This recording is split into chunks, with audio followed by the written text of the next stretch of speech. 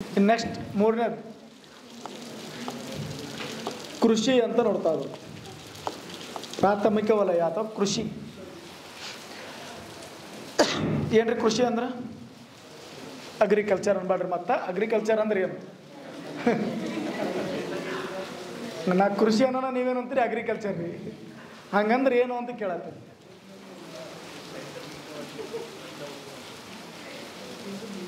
ಹೇಳಿ, ಕೃಷಿ ಅಂದ್ರೆ ಏನು? ಎಲ್ಲ ರೈತರ ಮಕ್ಕಳು ಇರ ಅಂತ ಅನ್ಕೊಂಡಿನ. ಆಲ್ಮೋಸ್ಟ್ ಬರ್ಕೋದು ಮುಗಿದ್ರಿ, ಬೇಕಂತ ಕೇಳೋದು ಬರ್ತಂದು ಬಾ ಅಂತ ಹಿಂಗೆ ಕೆಳ ಮಾಡ್ಕೊತಿರ್ತೀವಿ. ಎಲ್ಲಿದ್ದು ಕಿರಿಕಿರಿ? ಏನು ರೀ ಕೃಷಿ ಅಗ್ರಿಕಲ್ಚರ್ ಅಂದ್ರೆ ಏನು? ಹಾಂ ರೀ, ಹಾಂ, ಜನರಿಗೆ ಅವಶ್ಯಕವಾಗಿರ್ತಕ್ಕಂಥ ಸಂಪನ್ಮೂಲ. ಓಕೆ, ಮತ್ತೆ ಉತ್ಪಾದಿಸುವುದು. ಮತ್ತೆ ಯಾರು ಹೇಳ್ತೀರಿ? ಓಕೆ, ನೋಡಿರಿ, ಕೃಷಿ ಅಗ್ರಿಕಲ್ಚರ್ ಅಂತಕ್ಕಂಥ ಪದ ಲ್ಯಾಟಿನ್ ಭಾಷೆಯಿಂದ ಬಂದಿರತಕ್ಕಂಥದ್ದು. ಲ್ಯಾಟಿನ್ ಭಾಷೆಯಲ್ಲಿ ಏಗರ್ ಮತ್ತು ಕಲ್ಚರ, ಯಾವುದ್ರಿ? ಏಗರ್ ಮತ್ತು ಕಲ್ಚರ ಅಂತಕ್ಕಂಥ ಎರಡು ಪದಗಳಿಂದ ಬಂದಿರತಕ್ಕಂಥದ್ದು. ಏಗರ್ ಮತ್ತು ಕಲ್ಚರ ಅಂತಕ್ಕಂಥ ಎರಡು ಪದಗಳಿಂದ ಬಂದಿರತಕ್ಕಂಥದ್ದು. ಏಗರ್ ಅಂದರೆ ಭೂಮಿ, ಏಗರ್ ಅಂದರೆ ಭೂಮಿ, ಕಲ್ಚರ ಅಂದರೆ ವ್ಯವಸಾಯ. ಏಗರ್ ಅಂದರೆ ಭೂಮಿ, ಕಲ್ಚರ ಅಂದರೆ ವ್ಯವಸಾಯ. ಅಗ್ರಿಕಲ್ಚರ್ ಅಂತಕ್ಕಂಥ ಪದ ಲ್ಯಾಟಿನ್ ಭಾಷೆಯಿಂದ ಬಂದಿರತಕ್ಕಂಥದ್ದು. ಲ್ಯಾಟಿನ್ ಭಾಷೆಯಲ್ಲಿ ಏಗರ್ ಮತ್ತು ಕಲ್ಚರ ಅಂತ ಕರಿತೀವಿ. ಏಗರ್ ಅಂದರೆ ಭೂಮಿ, ಕಲ್ಚರ ಅಂದರೆ ವ್ಯವಸಾಯ ಅಥವಾ ಉಳುಮೆ ಅಂತ ಕರಿತೀವಿ. ಅಂದರೆ ಭೂಮಿಯನ್ನು ಉಳುಮೆ ಮಾಡುವ ಅಥವಾ ವ್ಯವಸಾಯ ಮಾಡುವ ಕಲೆಯನ್ನೇ ನಾವು ಏನಂತ ಕರಿತೀವಿ ರೀ? ಕೃಷಿ. ಭೂಮಿಯನ್ನು ಉಳುಮೆ ಮಾಡುವ ಕಲೆಯನ್ನೇ ಕೃಷಿ ಅಂತ ಕರಿತೀವಿ. ನೋಡಿರಿ, ಕೃಷಿ ಒಳಗೆ ಹಿಂಗೆ ಬಿದ್ದುತ್ತಾ ನೋಡ್ರಿ ಎಲ್ಲರಿ? ಹಿಂಗೆ ಬಿತ್ತಿದ್ದು ನೋಡಿರಿ ಎಲ್ಲರಿ? ಹ್ಯಾಂಗೆ ಬಿದ್ದುತ್ತಾರೆ? ಹಿಂಗೆ ನೇರವಾಗಿ ಬಿತ್ತು ಅಂದ್ರೆ ಅದು ಕಲೆ ಇರ್ತದೆ. ಅದು ಕೃಷಿಯನ್ನು ಉಳುಮೆ ಮಾಡುವ ಕಲೆ. ಬೀಜಗಳನ್ನು ಹಿಂಗೆ ಹಾಕಬೇಕು ಅಂತೇಳಿ ಬೀಜ ಎಲ್ಲರೂ ಒಂದ್ರ ಮ್ಯಾಗ ಒಂದು ಹಾಕೋದು ನೋಡಿರಿ, ಅಂದ್ರೆ ಬಿಟ್ಟು ಹಾಕೋದು. ಅಂದರೆ ಆ ಭೂಮಿಯನ್ನು ಉಳುಮೆ ಮಾಡುವ ಕಲೆಯನ್ನೇ ನಾವು ಏನಂತ ಕರಿದೇವ್ರಿ? ಕೃಷಿ ಅಂತ ಕರ್ತಾ ಬರ್ತೀವಿ. ಅರ್ಥ ಆಯ್ತಾ? ಓಕೆ, ಈ ಕೃಷಿ ಅಂದರೆ ಮಾನವನು ನೈಸರ್ಗಿಕವಾಗಿ ಕೆಲವೊಂದು ಬೆಳೆಗಳನ್ನು ಪೋಷಿಸಿ ಅದರಿಂದ ಮಾನವ ಮತ್ತು ಪ್ರಾಣಿಗಳಿಗೆ ಉಪಯೋಗ ಆಗ್ತಿತ್ತಂದರೆ ಅಂಥದ್ದನ್ನು ನಾವು ಕೃಷಿ ಅಂತ ಕೂಡ ಕರಿತೀವಿ ಸಾಮಾನ್ಯ ಅರ್ಥದಲ್ಲಿ. ಅಂದರೆ ಮಾನವ ಸಸ್ಯಗಳನ್ನು ಪೋಷಿಸಿ ಅದರಿಂದ ಮಾನವ ಮತ್ತು ಪ್ರಾಣಿಗಳಿಗೆ ಉಪಯೋಗ ಆಗ್ತಿತ್ತಂದರೆ ಅದನ್ನು ನಾವೇನಂತ ಕರಿತೀವಿ ರೀ? ಕೃಷಿ ಅಂತ ಕರಿತಾ ಬರ್ತೀವಿ. ಕೃಷಿಯಲ್ಲಿ ನಾವು ನೋಡಿದಾಗ ಅನೇಕ ಒಂದು ಅವಧಿಗಳು ಬರ್ತವೆ. ಕೃಷಿಯ ಅವಧಿಗಳು ಕೇಳಿರಿ? ಕೃಷಿ ಅವಧಿಗಳು ಅಥವಾ ವ್ಯವಸಾಯದ ಋತುಮಾನಗಳು ಅಂತ ಕೇಳಿರಿ? ಹಾಂ, ವ್ಯವಸಾಯದ ಋತುಮಾನಗಳು ಅಥವಾ ಕೃಷಿ ಅವಧಿಗಳು ಅಂತಕ್ಕಂಥದ್ದು. ಓಕೆ, ಸೀಸನ್ಗಳು ಅಂತ ಕರಿತೀವಿ, ಅಗ್ರಿಕಲ್ಚರ್ ಸೀಸನ್ಸ್. ಓಕೆ, ಈ ಅಗ್ರಿಕಲ್ಚರ್ ಸೀಸನ್ಸ್ಗಳನ್ನು ಎಷ್ಟು ಪ್ರಕಾರಗಳಾಗಿ ವಿಂಗಡಣೆ ಮಾಡ್ತೀವಿ ರೀ? 4. ಯಾವ್ಯಾವ? ಕಾಲಗಳು ಎಷ್ಟು? ಕಾಲಗಳು ಎಷ್ಟು?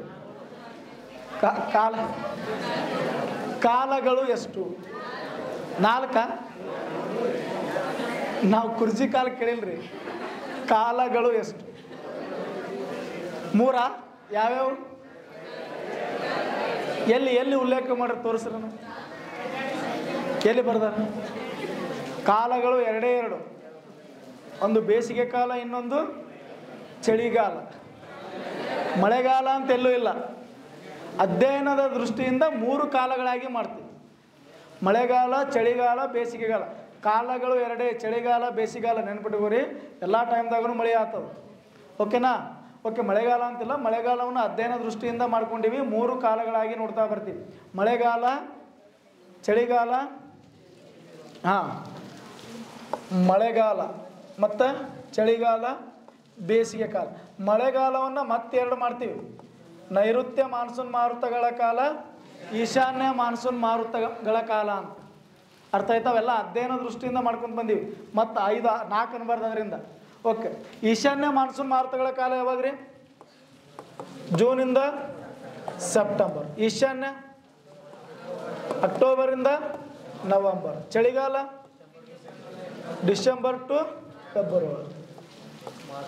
Okay, March to May. ನೈಋತ್ಯ ಮಾನ್ಸೂನ್ ಮಾರುತಗಳ ಕಾಲ ಯಾವಾಗ್ರಿ? ಜೂನಿಂದ ಸೆಪ್ಟೆಂಬರ್ ಈಶಾನ್ಯ, ಅಕ್ಟೋಬರಿಂದ ನವೆಂಬರ್. ನೆಕ್ಸ್ಟ್ ಚಳಿಗಾಲ ಡಿಸೆಂಬರಿಂದ ಫೆಬ್ರವರಿ.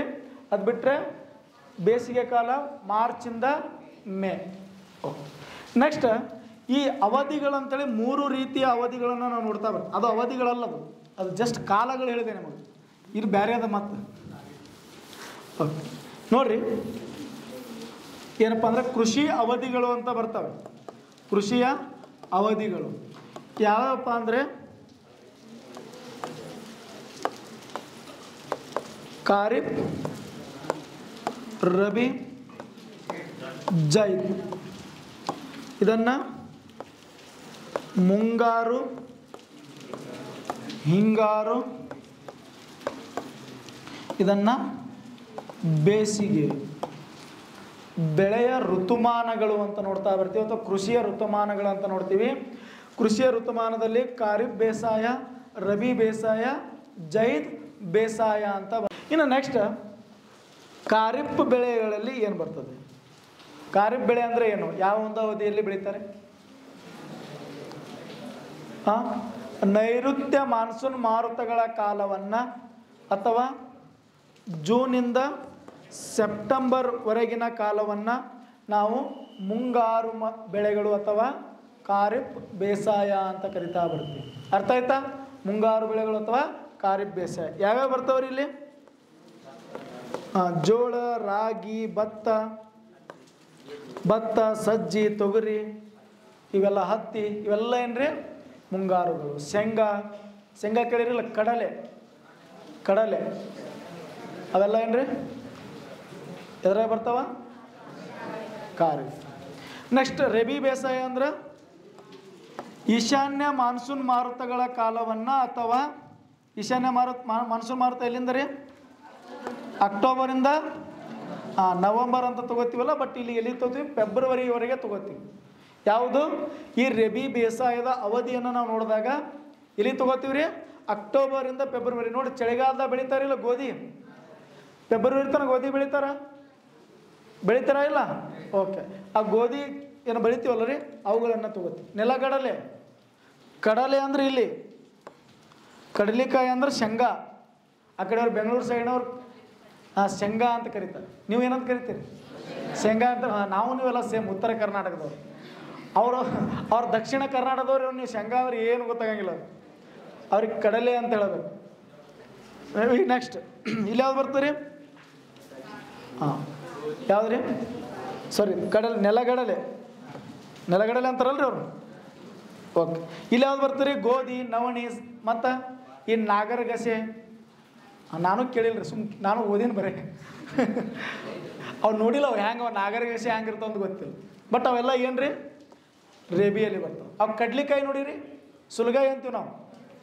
ನೀವೇನಂತೀರಿ?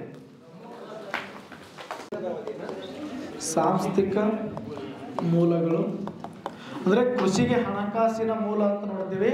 ಒಂದು ಸಾಂಸ್ಥಿಕ ಮೂಲ, ಇನ್ನೊಂದು ಸಾಂಸ್ಥಿಕೇತರ ಮೂಲ. ಒಂದು ಸಾಂಸ್ಥಿಕ ಮೂಲ, ಇನ್ನೊಂದು ಸಾಂಸ್ಥಿಕೇತರ ಮೂಲ. ಸಾಂಸ್ಥಿಕ ಮೂಲದಲ್ಲಿ ಸಹಕಾರಿ ಸಂಘಗಳು, ಕೋಆಪರೇಟಿವ್ ಬ್ಯಾಂಕ್ಸ್ ಅಂತ ನೋಡ್ತಾ ಬರ್ತೀವಿ. ಇನ್ನೊಂದು ಪ್ರಾದೇಶಿಕ ಬ್ಯಾಂಕುಗಳು. ನೆಕ್ಸ್ಟ್ ನಬಾರ್ಡ್. ನೆಕ್ಸ್ಟ್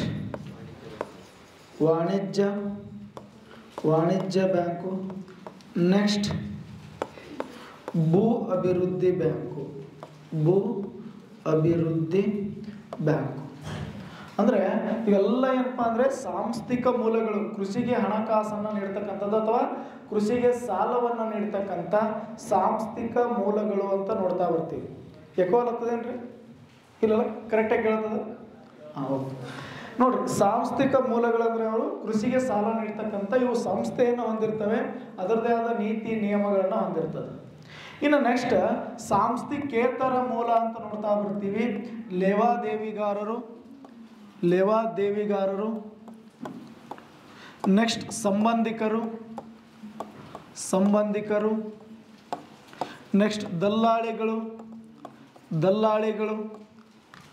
ಲೇವಾದೇವಿಗಾರರು, ಸಂಬಂಧಿಕರು, ದಲ್ಲಾಳಿಗಳು, ಸ್ನೇಹಿತರು, ಮತ್ತು ಶೆಟ್ಟಿಗಳು, ಗೌಡ್ರು, ಕುಲಕರ್ಣರು, ಇವೆಲ್ಲ ಏನಪ್ಪ ಅಂದರೆ ನಾವು ಏನದಕ್ಕೊಂದು ಸಂಸ್ಥೆ ಇರೋಂಗಿಲ್ಲ, ನಮಗೆ ಬೇಕಾದವ್ರ ಬಳಿ ಊರಾಗ ಹೋಗಿ ತೊಗೋತೀವಲ್ರಿ, ಅದು ಸಾಂಸ್ಥಿಕೇತರ ಮೂಲ. ಯಾವುದೇ ಸಂಸ್ಥೆ ಇರೋಂಗಿಲ್ಲ, ಅದಕ್ಕೆ ಭದ್ರತೆ ಇರೋಂಗಿಲ್ಲ. ಅಂಥ ಮೂಲವನ್ನು ನಾವು ಸಾಂಸ್ಥಿಕೇತರ ಮೂಲ ಅಂತ ಕರಿತಾ ಬರ್ತೀವಿ. ಅರ್ಥ ಐತ್ರಿ? ಓಕೆ. ನಾವು ಪ್ರಮುಖವಾಗಿ ನೋಡ್ಕೋಬೇಕಾಗಿರ್ತಕ್ಕಂಥದ್ದು ಯಾವುದಪ್ಪ ಅಂದರೆ ಸಾಂಸ್ಥಿಕ ಮೂಲ. ಅದರಲ್ಲಿ ಒಂದನೇದು ಸಹಕಾರಿ ಸಂಘ ಅಂತ ಕರಿತಾ ಬರ್ತೀವಿ. ಸಹಕಾರಿ ಸಂಘ ಅಂತ ನೋಡಿದಾಗ ಸಹಕಾರಿ ಸಂಘ, ಕೋಆಪರೇಟಿವ್ ಬ್ಯಾಂಕ್ಸ್ ಅಂತ ನೋಡ್ತೀವಿ. ಓಕೆ. ಸಹಕಾರಿ ಸಂಘಗಳು ಅಂದರೆ ಏನು? ಸಹಕಾರಿ ಸಂಘಗಳು ಅಂದ್ರೆ ಏನ್ರಿ? ಊರಾಗಿರ್ತಾವ ಕೇಳಿರಿ, ಮನ್ಯಾಗ ನಿಮ್ಮೆಲ್ಲ ನಿಮ್ಮ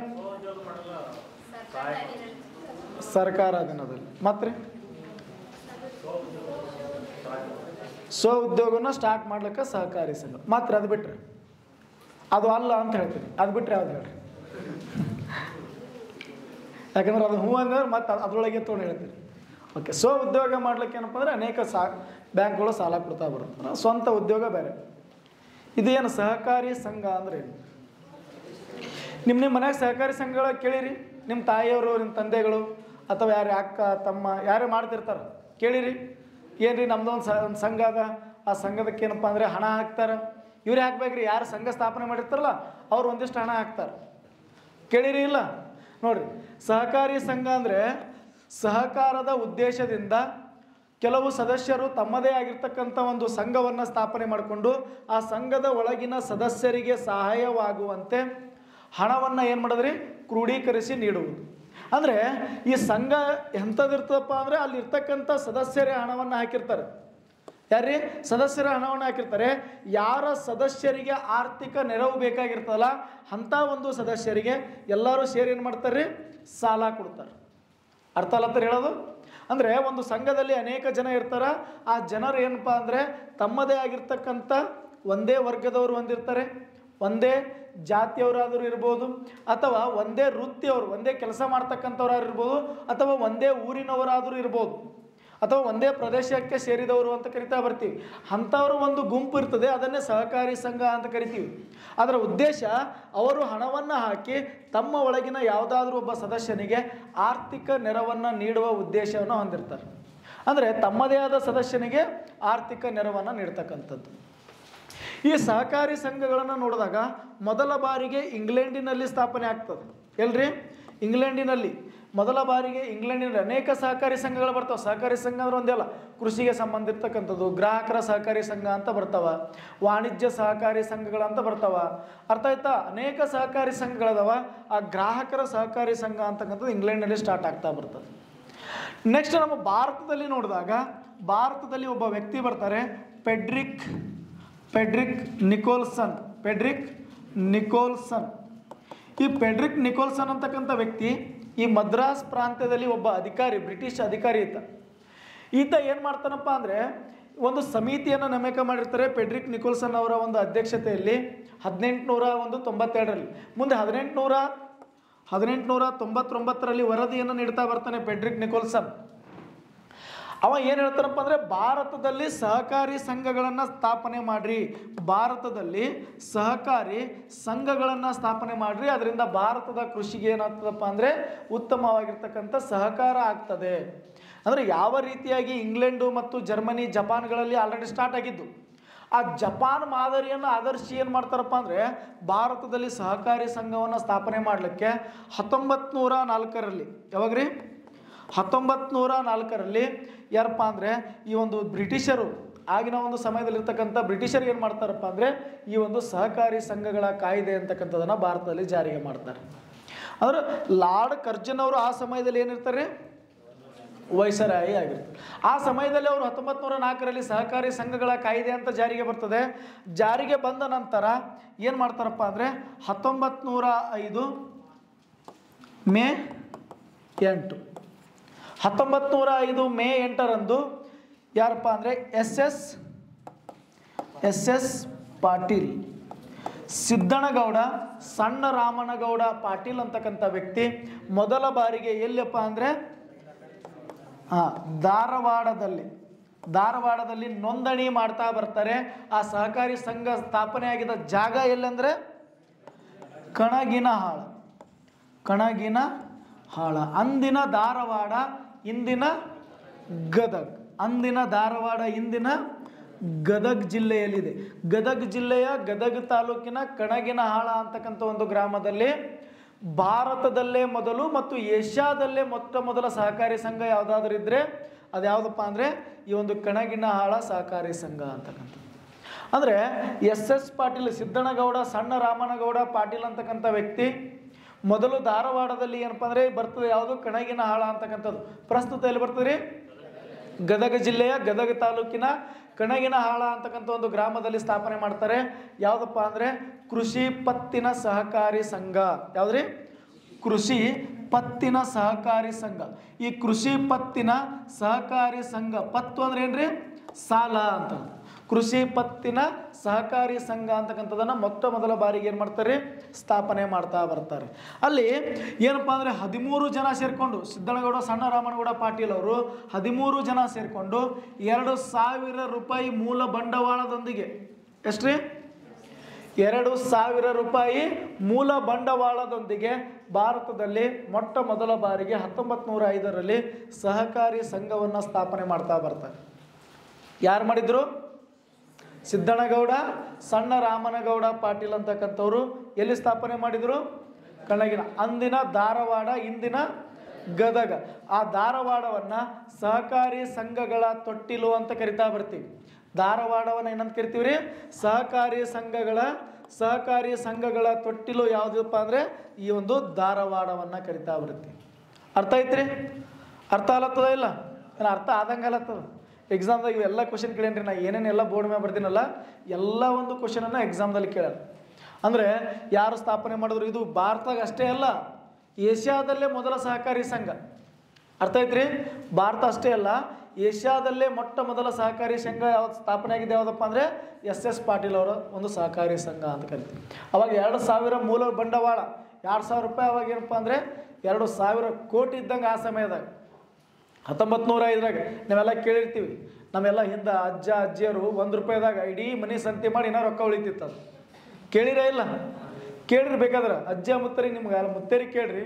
ಹಿಂದಿನ ಒಂದು ಜನ 1 ರೂಪಾಯಿದಾಗ ಮನೆ ಸಂತೆ ಮಾಡ್ತಿರಂತ ಮಾತ್ರ ರೊಕ್ಕ ಉಳಿತಿದ್ವು ಅಂತ. ಈಗ ಚಾಕ್ಲೇಟೇ 100 ರೂಪಾಯಿಗೆ ಒಂದಾಗ್ಯಾವ. ನಮ್ಮ ಹುಡುಗರ ಜೀವನ ನೋಡ್ಬಾರ್ದು, ಭಾಳ ಇರೋಣದ. ಹೌದಾ ಇಲ್ಲ? ಹೌದಾ ಇಲ್ರಿ? ಚಾಕ್ಲೇಟೇ 100 ರೂಪಾಯಿ ಆಗ್ಯಾವ. ಅವ್ರು ನೋಡ್ಬೇಕು 100 ರೂಪಾಯಿ ಚಾಕ್ಲೇಟ್ ಇಟ್ಟಿರ್ತಾವೆ. ಆ ಚಾಕ್ಲೇಟ್ ತಿಂದು 20 ಸಲ ನೀರು ಕುಡಿಬೇಕು ಮತ್ತೆ. ಹೌದಾ? ಒಂದು ಚಾಕ್ಲೇಟ್ ತಿನ್ಬೇಕಂದ್ರೆ ಮಿನಿಮಮ್ 5 ಲೀಟ್ರ್ ನೀರು ಕುಡಿಬೇಕು ನಾವು. ಅಷ್ಟು ಅದರೊಳಗೆ ಏನಿರ್ತಪ್ಪ ಅಂದರೆ ಕೆಮಿಕಲ್ ಮಿಕ್ಸ್ ಇರ್ತದೆ. ಯಾರ್ದಾರು ಕೆಮಿಸ್ಟ್ರಿ ಆದ್ರೆ ಇದ್ರಾಗ ಇದ್ದರೂ ಹೇಳಲ್ಲ ಈಗ.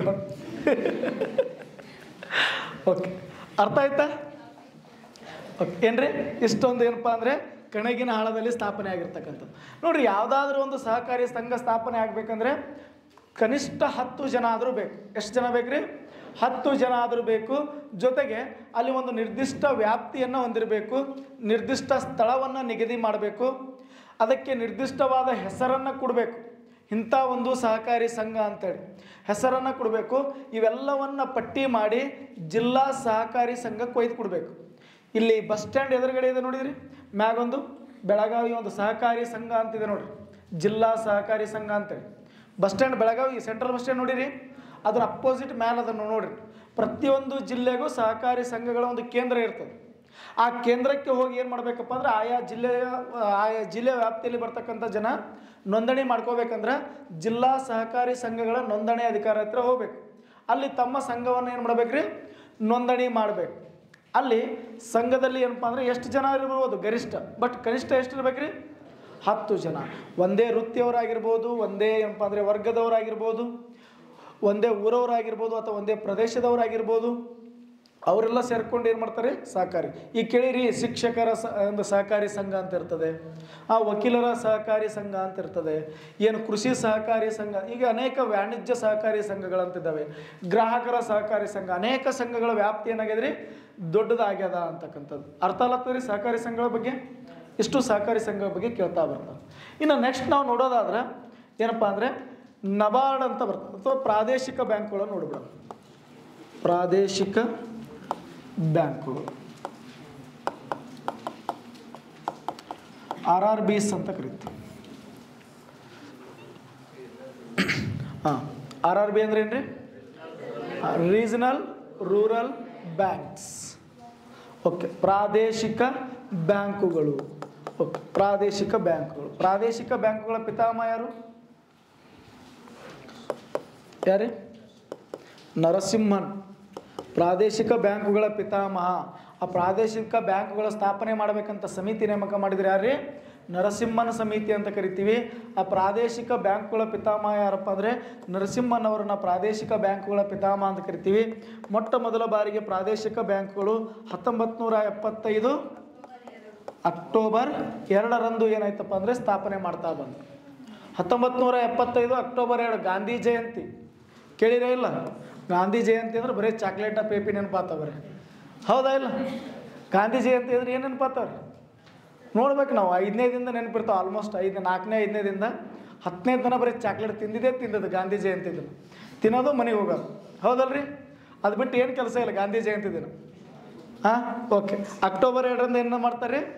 1975 ಅಕ್ಟೋಬರ್ 2ರಂದು ಪ್ರಾದೇಶಿಕ ಬ್ಯಾಂಕುಗಳನ್ನು ಸ್ಥಾಪನೆ ಮಾಡ್ತಾ ಬರ್ತಾರೆ. ಮೊಟ್ಟ ಮೊದಲ ಪ್ರಾದೇಶಿಕ ಬ್ಯಾಂಕು ಎಲ್ಲಿ ಸ್ಥಾಪನೆ ಮಾಡಿದ್ರಿ? ಉತ್ತರ ಪ್ರದೇಶದ ಮುರಾದಾಬಾದ್. ಅದರ ಹೆಸರು ಏನಿತ್ತು? ಮೊದಲ ಪ್ರಾದೇಶಿಕ ಬ್ಯಾಂಕಿನ ಹೆಸರು ಪ್ರಥಮ್ ಬ್ಯಾಂಕ್. ಪ್ರಥಮ್ ಬ್ಯಾಂಕ್ ಅಂತ ಇತ್ತು.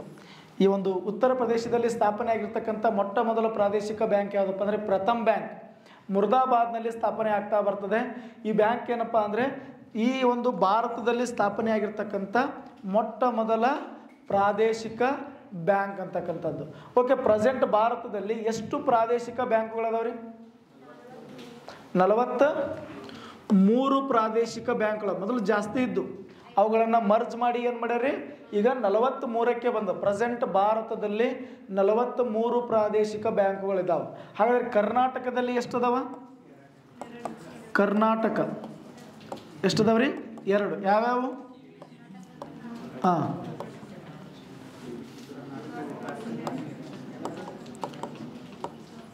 ಇನ್ನೊಂದು ಯಾವ್ದ್ರಿ? KVGB, ಕರ್ನಾಟಕ ಗ್ರಾಮೀಣ ಬ್ಯಾಂಕ್, ಕರ್ನಾಟಕ ವಿಕಾಸ್ ಗ್ರಾಮೀಣ ಬ್ಯಾಂಕ್. ಕರ್ನಾಟಕ ಗ್ರಾಮೀಣ ಬ್ಯಾಂಕ್, ಇನ್ನೊಂದು ಕರ್ನಾಟಕ ವಿಕಾಸ್ ಗ್ರಾಮೀಣ ಬ್ಯಾಂಕ್ ಅಂತ ಬರ್ತದೆ. ಅಂದರೆ 2 ಮಾತ್ರ ಪ್ರಾದೇಶಿಕ ಬ್ಯಾಂಕ್ಗಳದಾವೆ. ಅಂದರೆ ಈ ಪ್ರಾದೇಶಿಕ ಬ್ಯಾಂಕ್ಗಳು ಕರ್ನಾಟಕದಲ್ಲಿ ಎಷ್ಟವ್ರಿ? KGB, ಇನ್ನೊಂದು KVGB. ನಮ್ಮ ಕಡೆ ಯಾವುದು? ನಿಮ್ಮ ಕಡೆ ಯಾವುದು? KGB ಅದ, KVGB ಅದ? KVGB. ನಮ್ಮ ಕಡೆ KGB ಅದ. ನೀವು ಬೇರೆ ಯಾವ್ದು ನೋಡ್ರಿ ಇಲ್ಲಿ. ನಮ್ಮ ಕಡೆ ಗುಲ್ಬರ್ಗ, ಬಳ್ಳಾರಿ. ನಮ್ಮ ಬಳ್ಳಾರಿ ಒಂದು ಇದು ಬರ್ತದೆ. ನಿಮ್ಮದು ಧಾರವಾಡದ ಬರ್ತದೆ. ಧಾರವಾಡ ಒಂದು ಕೇಂದ್ರ ಹೊಂದದ. KGB ಯಾವುದ್ರಿ? ಅದರ ಒಂದು ಕೇಂದ್ರ ಬಳ್ಳಾರಿ ಬರ್ತದೆ. ಓಕೆ, KGB ಮತ್ತು KVGB ಪ್ರಸ್ತುತ ಕೆನರಾ ಬ್ಯಾಂಕಿನ ಅಂಡರ್ನಲ್ಲಿ ಸ್ಥಾಪನೆ ಆಗಿರ್ತಕ್ಕಂಥವು.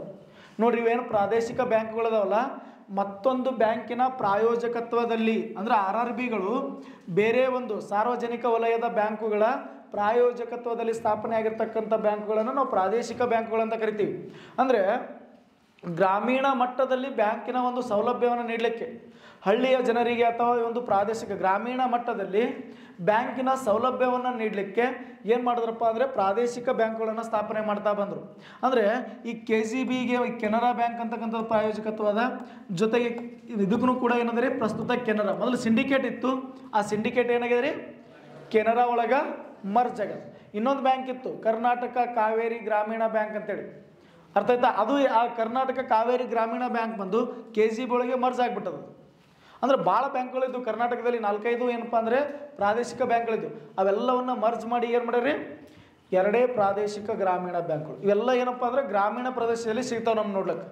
ಅಂದರೆ ಗ್ರಾಮೀಣ ಪ್ರದೇಶದಲ್ಲಿ ಗ್ರಾಮೀಣ ಜನರಿಗೆ ಸಾಲ ಸೌಲಭ್ಯವನ್ನು ನೀಡಲಿಕ್ಕೆ ಏನಪ್ಪ ಅಂದರೆ ಇವು ಬ್ಯಾಂಕ್ಗಳು ಸ್ಥಾಪನೆ ಮಾಡಲಾಯಿತು. ಅರ್ಥ ಆಯ್ತಾ? ಅಕೌಂಟ್ ಅವಿಲ್ಲ ಅಲ್ಲೆಲ್ಲ ನಿಮಗೆ ಅದಾವ? Okay, next NABARD.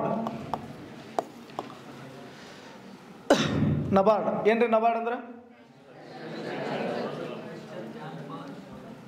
National bank for agriculture. National ನೋಡ್ರಿ ಎರಡನ್ನು ಸೇರಿಸಿ ಹೇಳ್ಬೇಕು. National bank for agriculture and rural development. National bank for agriculture and rural development. ಕೃಷಿ ರಾಷ್ಟ್ರೀಯ ಕೃಷಿ ಮತ್ತು ಗ್ರಾಮೀಣ ಅಭಿವೃದ್ಧಿ ಬ್ಯಾಂಕ್. ರಾಷ್ಟ್ರೀಯ ಕೃಷಿ ಮತ್ತು ಗ್ರಾಮೀಣ ಅಭಿವೃದ್ಧಿ ಬ್ಯಾಂಕ್ ಅಂತ ಕರೀತೀವಿ. ಯಾವ ಸಮಿತಿಯ ಶಿಫಾರಸಿನ ಮೇರೆಗೆ ಇದನ್ನು ನೇಮಕ ಮಾಡಿದರೆ? ಬಿ ಶಿವರಾಮನ್. ಬಿ ಶಿವರಾಮನ್ ಸಮಿತಿಯ ಶಿಫಾರಸಿನ ಮೇರೆಗೆ ನಬಾರ್ಡ್ ಅಂತಕ್ಕಂಥದ್ದನ್ನು ಸ್ಥಾಪನೆ ಮಾಡ್ತಾರೆ. ಸ್ಥಾಪನೆ ಆಗಿದ್ದೆ ಯಾವಾಗ? ಸ್ಥಾಪನೆ 12 ಜುಲೈ 1982ರಲ್ಲಿ ಸ್ಥಾಪನೆ ಮಾಡ್ತಾ ಬರ್ತಾರೆ. ನೋಡ್ರಿ ಕ್ವಶನ್ ಕೇಳಿದಾನ, ನಬಾರ್ಡನ್ನು ವಿಸ್ತರಿಸಿ ಬರೀರಿ ಅಂತ ಕೇಳ್ಯಾನ. ನಬಾರ್ಡನ್ನು ಸ್ಥಾಪನೆ ಮಾಡ್ಲಿಕ್ಕೆ ಸಮಿತಿ ಯಾವುದಂತ ಕೇಳ್ಯಾನ. ನಬಾರ್ಡ್ನ ಒಂದು ಸ್ಥಾಪನೆ ಆಗಿರ್ತಕ್ಕಂಥ ವರ್ಷ ಯಾವುದಂತ ಕೇಳ್ಯಾನ. ನಬಾರ್ಡ್ನ ಕೇಂದ್ರ ಕಚೇರಿ ಯಾವುದ್ರಿ? ಯಾವುದ್ರಿ? ಮುಂಬೈ. ನಬಾರ್ಡ್ನ ಕೇಂದ್ರ ಕಚೇರಿ ಮುಂಬೈಯನ್ನು ವಾಣಿಜ್ಯ ನಗರಿ, ವಾಣಿಜ್ಯದ ರಾಜಧಾನಿ ಅಂತ ಕರಿತಾ ಬರ್ತೀವಿ. ಮುಂಬೈಯನ್ನು ಏನಂತ ಕರಿತೀವಿ ರೀ? ವಾಣಿಜ್ಯ ನಗರಿ ಅಥವಾ ವಾಣಿಜ್ಯದ ರಾಜಧಾನಿ ಅಂತಲೂ ಕೂಡ ಕರಿತೀವಿ. ನಬಾರ್ಡ್ನ ಕೇಂದ್ರ ಕಚೇರಿ ಯಾವುದಪ್ಪ ಅಂದರೆ ಮುಂಬೈ ಅಂತಕ್ಕಂಥದ್ದು. ಅರ್ಥ ಆಯ್ತಾ? ಇನ್ನು ನಬಾರ್ಡ್ ಸಾಲ ಯಾವ ರೂಪದಲ್ಲಿ ಕೊಡ್ತದೆ ರೀ? ಎಷ್ಟು ವಿಧದಲ್ಲಿ ಸಾಲ ಕೊಡ್ತದೆ? 3 ವಿಧ. ಯಾವ್ಯಾವ ರೀ? ಅಲ್ಪಾವಧಿ, ಇನ್ನೊಂದು ದೀರ್ಘಾವಧಿ. ಅಲ್ಪಾವಧಿ, ದೀರ್ಘಾವಧಿ, ಇನ್ನೊಂದು ಮಧ್ಯಮಾವಧಿ. ಅಲ್ಪಾವಧಿ, ದೀರ್ಘಾವಧಿ ಮತ್ತು ಮಧ್ಯಮಾವಧಿ. ಅಲ್ಪಾವಧಿ ಅಂದರೆ ಎಷ್ಟು ಟೈಮ್ ಇರ್ತದೆ ರೀ? ಅಲ್ಪಾವಧಿ ಅಂದರೆ ಎಷ್ಟು ಟೈಮ್ ಇರ್ತದೆ?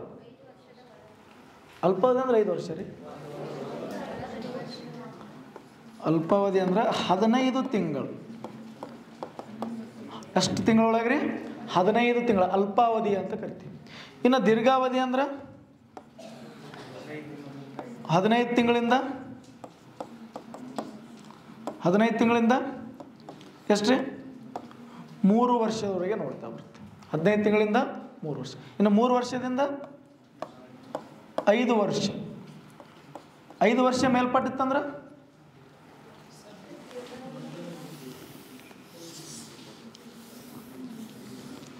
ಅಲ್ಪಾವಧಿ, ಮಧ್ಯಮಾವಧಿ, ದೀರ್ಘಾವಧಿ. ಮೇಲ ತಳಗ ಓಕೆ. 15 ತಿಂಗಳಿಂದ ಎಷ್ಟು ರೀ? 5 ವರ್ಷ ಅಂತ ತಗೋ. 3 ರಿಂದ 5 ಅಂತಿತ್ತು ರೀ ಮೊದಲು, ಈಗ 5 ವರ್ಷ ಅಂತ ಮಾಡ್ಯಾರ. ಅದಿರಲಿ. ನೆಕ್ಸ್ಟ್ 5 ವರ್ಷದಿಂದ ಮೇಲ್ಪಟ್ಟಿತ್ತಂದ್ರೆ ದೀರ್ಘಾವಧಿ. ನೋಡಿರಿ, ಮೊದಲ 3 ವರ್ಷ ಅಂತಿತ್ತು. 15 ತಿಂಗಳಿಂದ ಎಲ್ಲಿಗಿತ್ತು ರೀ? 3 ವರ್ಷ ಅಂತಿತ್ತು. ಆ 3 ವರ್ಷವನ್ನು ತೆಗೆದು ಏನು ಮಾಡ್ಯಾರ? ಅದನ್ನು 5 ವರ್ಷ. 5 ವರ್ಷಕ್ಕಿಂತ ಮೇಲೆ ಹೋಯ್ತಂದ್ರೆ ದೀರ್ಘಾವಧಿ. ನೋಡಿರಿ, ಕ್ವಶನ್ ಕೇಳೋಣ ಮೊನ್ನೆ.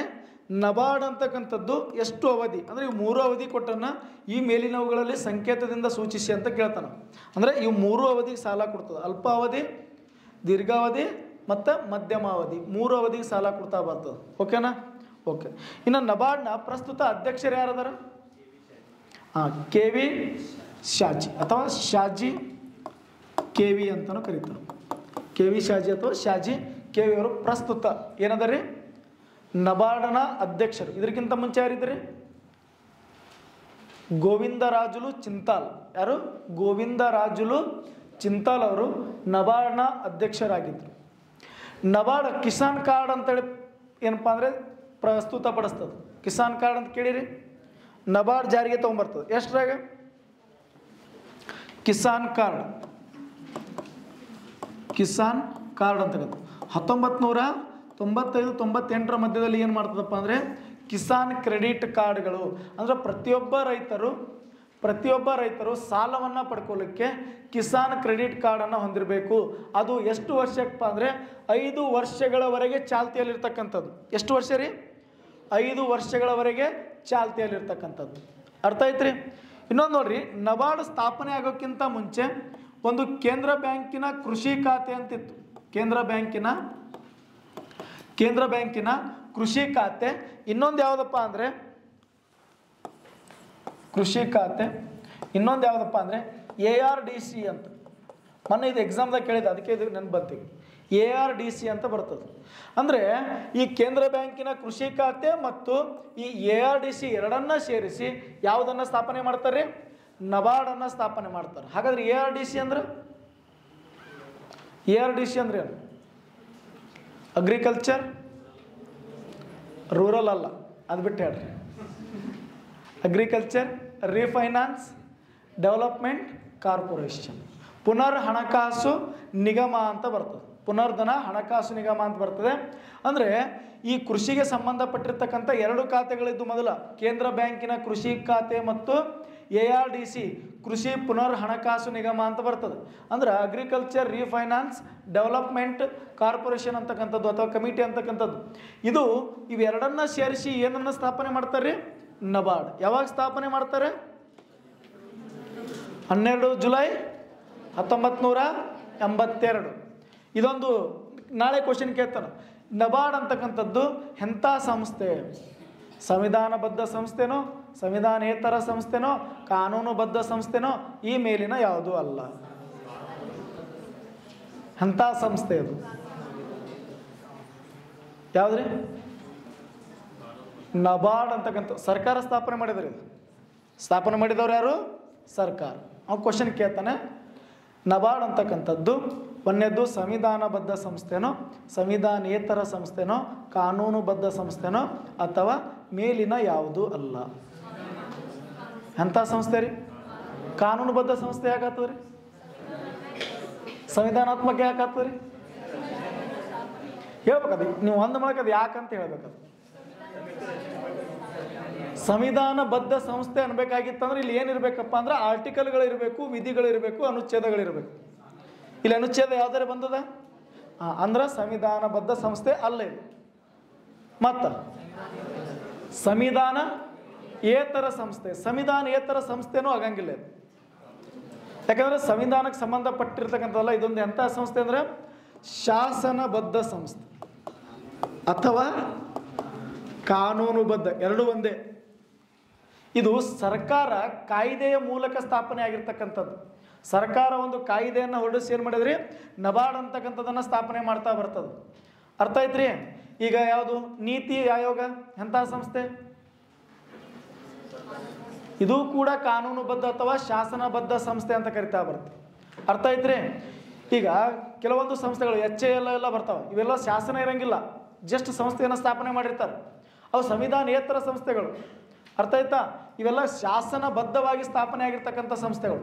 ಆ ನೀತಿ ಆಯೋಗ ಇರ್ತಾವಲ್ರಿ, ನೀತಿ ಆಯೋಗ ಎಂಥ ಸಂಸ್ಥೆ? ನೀತಿ ಆಯೋಗ, ಯೋಜನಾ ಆಯೋಗ ಕಾನೂನಲ್ಲ, ಸಂವಿಧಾನೇತರ. ಸುಮ್ಮನೆ ಅವ್ರಿಗೆ ಏನಾದರೂ ಆಡಳಿತಕ್ಕೆ ಅನುಕೂಲ ಆಗಲಿ ಅಂತ ಸ್ಥಾಪನೆ ಮಾಡ್ಕೊಂಡಿದ್ದು. ಈಗ ಯೋಜನಾ ಆಯೋಗದ ಬದಲಿಗೆ ಯಾವ ಆಯೋಗ ಬಂತ್ರಿ? ಯೋಜನಾ ಆಯೋಗದ ಬದಲಿಗೆ ಬಂತದ. ಯಾವ್ದು ಬಂದಿದ್ದೆ ಹೋದ್ರೆ? ನೀತಿ. ಈ ನೀತಿ ಆಯೋಗ ತರಬೇಕಂದ್ರೆ ಏನೂ ಪಾಸ್ ಮಾಡಿಲ್ಲ, ಬಿಲ್ ಪಾಸ್ ಮಾಡಿಲ್ಲ, ಏನೂ ಹೊಸದೇನು ಕಾನೂನು ತಂದಿಲ್ಲ, ಯಾರಿಗೆ ಹೇಳಿಲ್ಲ, ಯಾರಿಗೆ ಬಿಟ್ಟಿಲ್ಲ, ಗಪ್ಚುಪ್ ಅವರೇ ಮಾಡ್ಯಾರ. ಹೌದಾ? ಗಪ್ಚುಪ್ ಮಾಡ್ಯಾರಂದ್ರೆ ಸಂವಿಧಾನೇತರ ಅದು, ಅಂದ್ರೆ ತೆಗೆದು ಹಾಕ್ಬೋದು ಅಂತಕ್ಕಂಥ ಒಂದು ಸಂಸ್ಥೆ ಅದು. ಅಲ್ಲಿ ಯಾವುದೂ ಕಾನೂನು ಇಲ್ಲ, ಶಾಸನ ಇಲ್ಲ, ಯಾರಿಗೆ ಹೇಳಿಲ್ಲ ಅವರು. ಸೀದಾ ಏನು ಮಾಡ್ಯಾರ? ಯೋಜನಾ ಆಯೋಗ ತೆಗೆದು ನೀತಿ ಆಯೋಗ ಮಾಡ್ತೀವಿ ಅಂತ ಹೇಳ್ಯಾರ. ಆ ಪಂಚವಾರ್ಷಿಕ ಯೋಜನೆಗಳನ್ನು ನಿಂದಿರಿಸ್ಬಿಟ್ಟಾರ. ಅರ್ಥ ಆಯ್ತಾ? ಇದು ಸಂವಿಧಾನೇತರ ಸಂಸ್ಥೆ. ಶಾಸನ ಮಾಡಿ ಕಾನೂನು ಮಾಡಿ ಏನಾದರೂ ಹೊಡಿಸಿದ್ರಂದ್ರೆ ಅದು ಶಾಸನ ಅಥವಾ ಕಾನೂನುಬದ್ಧ ಸಂಸ್ಥೆ.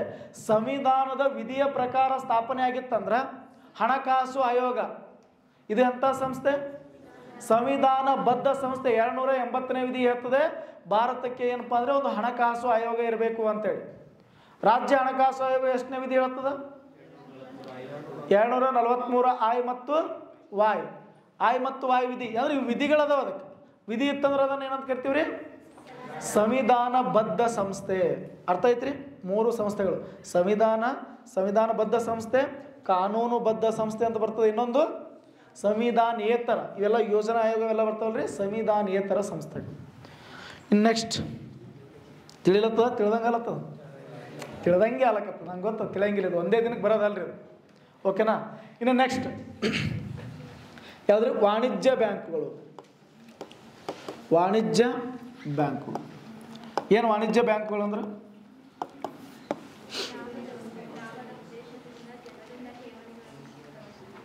ಓಕೆ ಏನ್ರಿ ಓಕೆ ಕರೆಕ್ಟ್. ವಾಣಿಜ್ಯದ ಉದ್ದೇಶದಿಂದ ಸಾರ್ವಜನಿಕರಿಂದ ಠೇವಣಿಗಳನ್ನು ಸಂಗ್ರಹಿಸುವ ಮತ್ತು ಸಾರ್ವಜನಿಕರಿಗೆ ಸಾಲವನ್ನು ನೀಡುವ ಒಂದು ಔಪಚಾರಿಕ ಸಂಸ್ಥೆಯನ್ನು ನಾವು ವಾಣಿಜ್ಯ ಬ್ಯಾಂಕುಗಳು ಅಂತ ಕರಿತೀವಿ. ಅಂದರೆ ವಾಣಿಜ್ಯದ ಉದ್ದೇಶದಿಂದ ಸಾರ್ವಜನಿಕರಿಂದ ಠೇವಣಿಯನ್ನು ಸಂಗ್ರಹಿಸ್ತದೆ ರೀ. ಯಾವುದ್ರಿ? ವಾಣಿಜ್ಯ ಬ್ಯಾಂಕುಗಳು ಅಂತ ಕರೀತಾರೆ. ಈ ವಾಣಿಜ್ಯ ಬ್ಯಾಂಕುಗಳಲ್ಲಿ ನೋಡಿದಾಗ ಸಾರ್ವಜನಿಕ ವಲಯದ ಬ್ಯಾಂಕುಗಳು, ಖಾಸಗಿ ವಲಯದ ಬ್ಯಾಂಕುಗಳು, ವಿದೇಶಿ ವಲಯದ ಬ್ಯಾಂಕುಗಳು ಅಂತ ಇಂಥ ಅನೇಕ ಪ್ರಕಾರದ ವಾಣಿಜ್ಯ ಬ್ಯಾಂಕುಗಳನ್ನು ನೋಡ್ತಾ ಬರ್ತೀವಿ. ಎಷ್ಟದ ಪ್ರಸ್ತುತ ಸಾರ್ವಜನಿಕ ವಲಯದ ಬ್ಯಾಂಕುಗಳು? ಪ್ರಸ್ತುತ ಸಾರ್ವಜನಿಕ ವಲಯದ ಅಂದರೆ ಸರ್ಕಾರದ ಒಡೆತನದಲ್ಲಿರ್ತಕ್ಕಂಥ ಬ್ಯಾಂಕ್ಗಳು ಎಷ್ಟದಾವು? ಸರ್ಕಾರ ನಡೆಸ್ತಕ್ಕಂಥ ಬ್ಯಾಂಕ್ಗಳು ಎಷ್ಟದಾವು? ಎಷ್ಟದವ್ರಿ?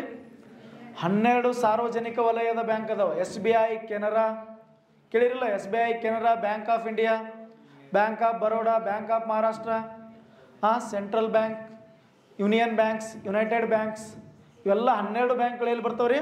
ಸಾರ್ವಜನಿಕ ವಲಯದ ಬ್ಯಾಂಕ್ಗಳು. ಇನ್ನು ಖಾಸಗಿ ವಲಯದ ಬ್ಯಾಂಕ್ ಅಂದ್ರೆ ಖಾಸಗಿಯವರೇ ಸ್ಥಾಪನೆ ಮಾಡಿ ಅವ್ರೇನಪ್ಪ ಅಂದರೆ ಖಾಸಗಿಯವರ ನಿಯಂತ್ರಣದಲ್ಲಿರ್ತದೆ ಅಂಥ ಬ್ಯಾಂಕ್ಗಳನ್ನು ಖಾಸಗಿ ಬ್ಯಾಂಕ್ಗಳು. ವಿದೇಶಿ ಬ್ಯಾಂಕ್ ಅಂದರೆ ವಿದೇಶಿಯರಿಂದ ಸ್ಥಾಪನೆ ಆಗಿರ್ತಕ್ಕಂಥ ಬ್ಯಾಂಕ್ಗಳನ್ನು ವಿದೇಶಿ ಬ್ಯಾಂಕ್. ಮತ್ತು ಬ್ಯಾಂಕ್ ಬಂದಾಗ ಹೇಳೋಣ ಅಂತ. ಏನಪ್ಪ ಅಂದರೆ ವಾಣಿಜ್ಯ ಬ್ಯಾಂಕ್ಗಳು ಯಾವ ರೀತಿ ಕೃಷಿಗೆ ಸಾಲ ನೀಡ್ತವೆ? ನಾವು 1970-71ರಿಂದ ನೋಡೋದಾದರೆ ಯಾವುದೇ ರೀತಿಯ ಸಾಲವನ್ನು ಕೊಡ್ತಿರಲಿಲ್ಲ. ಯಾವುದ್ರಿ? ವಾಣಿಜ್ಯ ಬ್ಯಾಂಕ್ಗಳು ಕೃಷಿಗೆ ಏನು ಮಾಡ್ತಿದ್ದಿಲ್ಲಪ್ಪ ಅಂದರೆ ಒಟ್ಟೆ ಸಾಲ ಕೊಡ್ತಿದ್ದಿಲ್ಲ ಇವರು. ಯಾರು ಕೊಡ್ತಿದ್ದಿಲ್ಲ? ವಾಣಿಜ್ಯ ಬ್ಯಾಂಕ್ಗಳು. ಆ ಉದ್ದೇಶದಿಂದ ಸ್ಥಾಪನೆ ಆಗಿರ್ತಕ್ಕಂಥದ್ದೇ ನಬಾರ್ಡ್. ಕೃಷಿಗೆ ಇವರು ಸಾಲ ಕೊಡಲ್ಲ ಅಂತ ಏನು ಮಾಡಿದ್ರು ಅಂದ್ರೆ ಈ ಒಂದು ಕೃಷಿ ಖಾತೆ, ಕೇಂದ್ರ ಬ್ಯಾಂಕಿನ ಕೃಷಿ ಖಾತೆ ಮತ್ತು ಈ ಇದರಲ್ಲಿ ಬರ್ತಕ್ಕಂಥ ARDC ಅಂತ ಹೇಳಿದ್ನಲ್ರಿ, ಅದು ಸರ್ಕಾರನೇ ಸ್ಥಾಪನೆ ಮಾಡಿತ್ತು. ಯಾಕಂದ್ರೆ ಅವ್ರು ಯಾರು ಕೃಷಿಗೆ ಸಾಲ ಕೊಡಲ್ಲ ಅಂತೇಳಿ. ಅದಕ್ಕೆ ಈ ವಾಣಿಜ್ಯ ಬ್ಯಾಂಕ್ಗಳು ಏನು ಮಾಡಿದ್ವಪ್ಪ ಅಂದ್ರೆ ಮೊದಲು ಕೃಷಿಗೆ ಸಾಲ ಕೊಡ್ತಿದ್ದಿಲ್ಲ. ಯಾವಾಗ? 1970-71. ಅದರ ನಂತರ ಏನು ಮಾಡಿದ್ವು ಅಂದರೆ ಪ್ರಸ್ತುತ ವಾಣಿಜ್ಯ ಬ್ಯಾಂಕ್ಗಳು ಕೃಷಿಗೆ ಕೂಡ ಸಾಲ ಕೊಡ್ತಾ ಬರ್ತಾರೆ. ಇಂದಿರಾ ಗಾಂಧಿ ಅವರು ಬ್ಯಾಂಕ್ಗಳ ರಾಷ್ಟ್ರೀಕರಣ ಮಾಡ್ತಾರೆ ಗೊತ್ತಾ? ಯಾವಾಗ? 1969 ಮತ್ತು 1980ರಲ್ಲಿ ಏನಪ್ಪ ಅಂದರೆ ಕೆಲವು ಬ್ಯಾಂಕ್ಗಳನ್ನು ರಾಷ್ಟ್ರೀಕರಣ ಮಾಡ್ತಾರೆ. ಅದರಲ್ಲಿ ಒಂದು ಉದ್ದೇಶ ಏನಪ್ಪ ಅಂದರೆ ಕೃಷಿಗೆ ಸಾಲ ಕೊಡೋಂಗಿಲ್ಲ ಅಂತೇಳಿ. ಕೃಷಿಗೆ ಅವ್ರು ಸಾಲ ಕೊಡೋಂಗಿಲ್ಲ ಅಂತ ಏನು ಮಾಡ್ತಾರೆ ಗೊತ್ತಾ? ಅದು ಒಂದು ಉದ್ದೇಶ. ಅನೇಕ ಉದ್ದೇಶಗಳಿರ್ತಾವೆ ಯಾಕೆ ಮಾಡಿಲ್ಲ ಅಂತ, ಯಾಕೆ ಮಾಡ್ತಾರೆ ಅಂತೇಳಿ. ಅದರಲ್ಲಿ ಒಂದು ಉದ್ದೇಶ ಇವರು ಕೃಷಿಗೆ ಸಾಲ ಕೊಡೋಂಗಿಲ್ಲ. ಮತ್ತು ಅವರು ಭ್ರಷ್ಟಾಚಾರದಲ್ಲಿ ತೊಡಗಿದ್ರು. ಅವರು ಅನೇಕ ಬಡ್ಡಿಯನ್ನು ಹಾಕ್ತಾಯಿದ್ರು. ಜನರಿಂದ ಜಾಸ್ತಿ ಅಂದರೆ ವಸೂಲಿ ಮಾಡ್ತಾ ಬರ್ತಾ ಇದ್ರು. ಅಂಥ ಒಂದು ಕಾರಣದಿಂದ ಬ್ಯಾಂಕ್ಗಳನ್ನು ರಾಷ್ಟ್ರೀಕರಣ ಮಾಡ್ತಾರೆ. ಒಂದು ಉದ್ದೇಶ ಏನಪ್ಪ ಅಂದರೆ ಇವರು ಏನಪ್ಪ ಅಂದರೆ ಕೃಷಿಗೆ ಸಾಲವನ್ನು ನೀಡೋಂಗಿಲ್ಲ. ಪ್ರಸ್ತುತ ಏನು ಮಾಡ್ತಾರಪ್ಪ ಅಂದರೆ ವಾಣಿಜ್ಯ ಬ್ಯಾಂಕ್ಗಳು ಕೂಡ ಕೃಷಿಗೆ ಸಾಲವನ್ನು ನೀಡ್ತಾ ಬರ್ತಾರೆ. ಇನ್ನೊಂದು ಲಾಸ್ಟ್ ಒನ್ ನೋಡಬೇಕಾದ್ರೆ ಭೂ ಅಭಿವೃದ್ಧಿ ಬ್ಯಾಂಕ್ಗಳು ಅಂತ ನೋಡ್ತಾ ಬರ್ತೀವಿ. ಭೂ ಅಭಿವೃದ್ಧಿ ಬ್ಯಾಂಕ್ಗಳು. ಇದು 1929ರಲ್ಲಿ ಮದ್ರಾಸಿನಲ್ಲಿ ಮೊದಲು ಸ್ಥಾಪನೆ ಆಗ್ತಾ ಬರ್ತದೆ. ಭೂ ಅಭಿವೃದ್ಧಿ ಬ್ಯಾಂಕ್ಗಳು ಅಂತಕ್ಕಂಥದ್ದು 1929ರಲ್ಲಿ ಮದ್ರಾಸಿನಲ್ಲಿ ಮೊದಲು ಸ್ಥಾಪನೆ ಆಗ್ತಾ ಅಂದರೆ ಕೃಷಿಗೆ ಶಾಶ್ವತವಾಗಿರ್ತಕ್ಕಂಥ ಅಭಿವೃದ್ಧಿಯ ಸಲುವಾಗಿ ಸಾಲವನ್ನು ನೀಡ್ತದೆ. ಎಂಥದಕ್ರಿ? ಕೃಷಿಯ ಶಾಶ್ವತ ಅಭಿವೃದ್ಧಿಯ ಸಲುವಾಗಿ ಏನಪ್ಪ ಅಂದರೆ ದೀರ್ಘಾವಧಿಯ ಸಾಲವನ್ನು ನೀಡ್ತಾ ಬರ್ತದೆ ಭೂ ಅಭಿವೃದ್ಧಿ ಬ್ಯಾಂಕುಗಳು ಅಂತಕ್ಕಂಥದ್ದು. ಅರ್ಥ ಆಯ್ತಾ? ಅಷ್ಟೇ ರೀ. ಅದೇನು ಭೂ ಅಭಿವೃದ್ಧಿ ಬ್ಯಾಂಕ್ಗಳು ಏನು ಕೇಳಾಗಿಲ್ಲ. ಪ್ರೆಸೆಂಟ್ ಅವೇನಪ್ಪ ಅಂದರೆ ಎಲ್ಲ ತೆಗೆದು ಹಾಕ್ಯಾರ. ಓಕೆನಾ? ಅವೆಲ್ಲವನ್ನ ವಾಣಿಜ್ಯ ಬ್ಯಾಂಕ್ಗಳ ಅಂಡರ್ನಾಗ ಮತ್ತು ನಬಾರ್ಡ್ ಅಂಡರ್ನಾಗ ಕೊಟ್ಬಿಟ್ರು. ಅರ್ಥ ಆಯ್ತು ರೀ? ಮೇನ್ ಕೇಳೋದು ಸಹಕಾರಿ ಸಂಘಗಳಂತ ಕೇಳ್ತಾನೆ. ಅದು ಬಿಟ್ಟರೆ ನಬಾರ್ಡ ಪ್ರಾದೇಶಿಕ ಬ್ಯಾಂಕ್ಗಳು ಕೇಳ್ತಾನೆ. ವಾಣಿಜ್ಯ ಬ್ಯಾಂಕ್ಗಳು ಬಂದಾಗ ನೀವು ಬ್ಯಾಂಕ್ಗಳು ಬಂದಾಗ ಪೂರಾ ವಾಣಿಜ್ಯ ಬ್ಯಾಂಕ್ಗಳು ಹೇಳ್ತೀನಿ. ಸಾರ್ವಜನಿಕ ವಲಯದ ಬ್ಯಾಂಕ್ಗಳು ಎಷ್ಟದಾವ, ಖಾಸಗಿ ಎಷ್ಟದಾವ, ಜೊತೆಗೆ ವಿದೇಶಿ ಬ್ಯಾಂಕ್ಗಳು ಎಷ್ಟದಾವ. ವಿದೇಶಿ ಬ್ಯಾಂಕ್ಗಳು ಯಾವುವು? ಭಾರತದಲ್ಲಿ ATM ಅನ್ನು ಸ್ಥಾಪನೆ ಮಾಡಿರ್ತಕ್ಕಂಥ ಮೊಟ್ಟ ಮೊದಲ ಬ್ಯಾಂಕ್ ಯಾವುದ್ರಿ? HSBC. ಹಂಗಂದ್ರೆ ವಿವರಣೆ ಏನದ ವಿಸ್ತರಿಸಿ ಹೇಳಿ. Hong Kong and Shanghai banking corporation. Hong Kong ಇದೊಂದು ವಿದೇಶಿಯ ಬ್ಯಾಂಕ್ ಅಂತ. ATM ಅನ್ನು ಮೊಟ್ಟ ಮೊದಲ ಬಾರಿಗೆ ಭಾರತದಲ್ಲಿ ಪರಿಚಯಿಸಿದ ಬ್ಯಾಂಕ್ ಇದು. ಓಕೆ. ATMನ ಪಿತಾಮಹ ATMನ ಪಿತಾಮಹ ಯಾರು?